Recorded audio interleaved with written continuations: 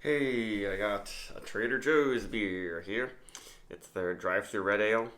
They call it a dry hopped red ale, and it's pretty weird. 7.2% alcohol, pretty strong for a red ale. 42 IBUs.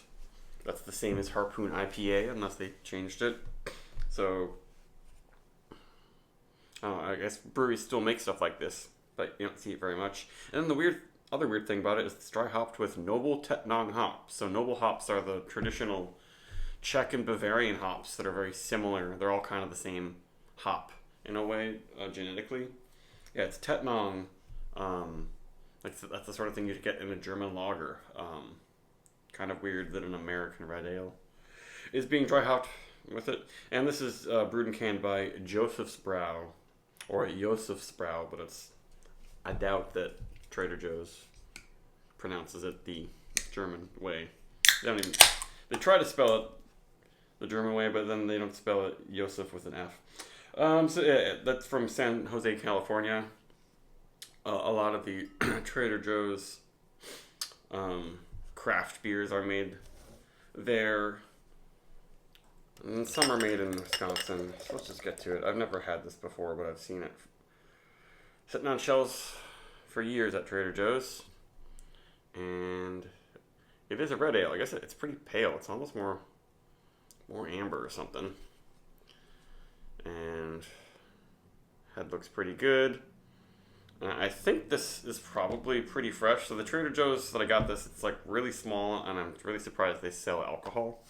But because of that, I think that, and people seem to buy a lot of the stuff, so it moves really fast. They don't have a big back stock that sits and it gets old. So that the best by date on this is May 11th, 2025. That's a long ways away from now. It's near the end of October. So unless this has a year best by date, it's probably somewhat fresh. I guess if it was a 9-month best by date, then 5, 4, then it would be 2 months old. So hopefully it's 2 months old or less. Head's settling down nicely. Looks like a quality made beer.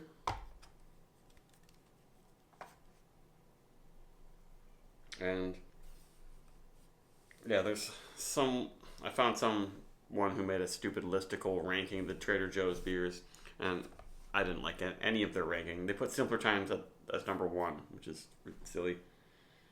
But they said this smelled like a pumpkin beer, not a hoppy red ale. And maybe they got a really old one, but I can see how it has a spicy smell because that's what Tettnang smells like. And I happen to like Tettnang a lot. So I think it smells pretty good, but it is not the big citrusy punch in the face dry hopping that you expect from an American dry hop beer. Yeah, this smells more like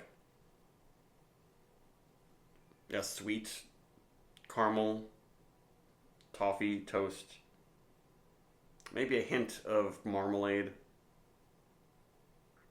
But yeah, I guess I can almost see that you'd see it be like cinnamon because of the spiciness of the Tettnang and the sweetness of the malt. But I mean, it looks like a good beer. It has lots of tiny bubbles coming up.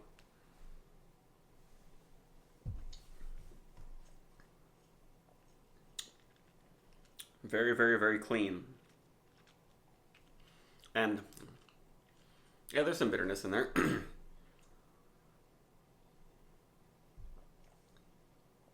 But I'd say this is a red ale for people who aren't into IPAs. Like people who don't like most dry hopped American beers. Maybe if you're someone who likes a Dunkel, a German dark lager, or maybe this is a little bit close to like a Bock. But it's an ale, so it's a little bit fruitier. It's very clean though. The esters aren't really strong. Really nice looking head.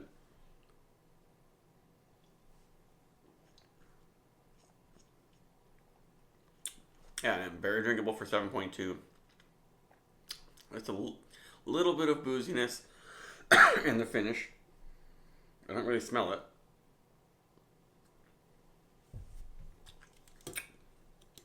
And it might be filtered.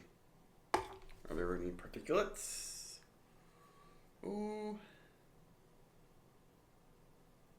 Hard to tell. It almost looks... Oh, the teeniest, but it's probably still filtered.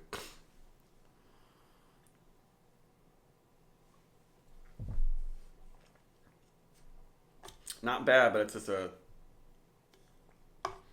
kind of a little bit of a boring beer, I guess. It's more like something that was made 20 years ago. So before a lot of American brewers were making super duper heavily hopped, dry hopped bitter beers. It was when that was starting, but it was more West Coast San Diego type thing. This is what maybe brewers have made, in the rest of the country. And they were like, oh, dry hop, we'll use Tetnong hops because those are the ones we use in our blonde ale or whatever. Excuse me. Will I ever buy it again? I don't know. It is very clean and well made.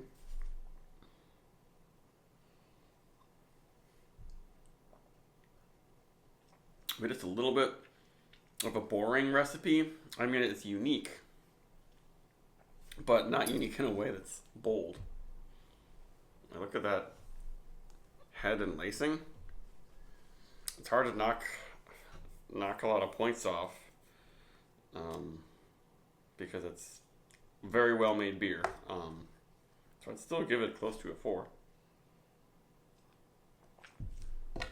I just don't know who the audience is for this. And the bitterness is building up a bit. There's not much toast or there's no roast to it. But that's it.